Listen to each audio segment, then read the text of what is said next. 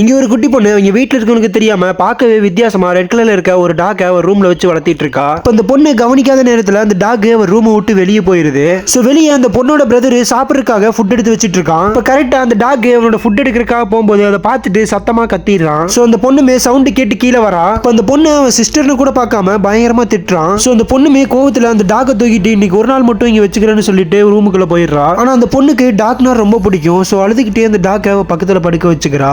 அப்படியே அழுதுகிட்டே தூங்கிடுறா. காலையில எந்திரிச்சு பாக்குறா அந்த டாக் முன்ன இருந்ததை விட பார்க்கவே ரொம்ப பெருசா இருக்கு. சோ இதை பார்த்து பயந்துட்டு அந்த பொண்ணு அவன் பிரதரை கூப்பிடுறதுக்காக போறா. அப்ப பிரதர் வரும்போது கரெக்டா அந்த டாக் அவன் முன்னாடி வந்து நிக்குது. சோ அந்த பொண்ணோட பிரதர் இதை பார்த்து ஆச்சரியப்பட்டுட்டு அந்த ஹாஸ்பிட்டலுக்கு கூட்டு போறதுக்காக யாருக்கும் தெரியாம வெளியே கூட்டிட்டு வரான். இப்படி ஒரு வழியா அந்த டாக வண்டிக்குள்ள ஏத்திட்டு இவங்க ரெண்டு பேரும் முன்னாடி போய்க்கிறாங்க. இப்ப கரெக்டா பக்கத்துல ஒரு எலக்ட்ரீஷியன் ஆண்டனா ரெடி பண்ணிட்டு இருக்கும்போது கை தவறி கீழே விழுக போறாரு. சோ இப்ப அவர் கத்துற சவுண்ட் கேட்டதுமே அந்த டாக் அங்கிருந்து வேகமா ஓடி வந்து அவர் கீழே விழுகிறதுக்குள்ள கரெக்டா ஜம்ப் பண்ணி அவர் கேட்ச் பண்ணிடுது. இதோட பார்ட் 2 வேணா ரெட் டாக்னு கமெண்ட் பண்ணிட்டு நம்ம சேனலை சப்ஸ்கிரைப் பண்ணிக்கங்க.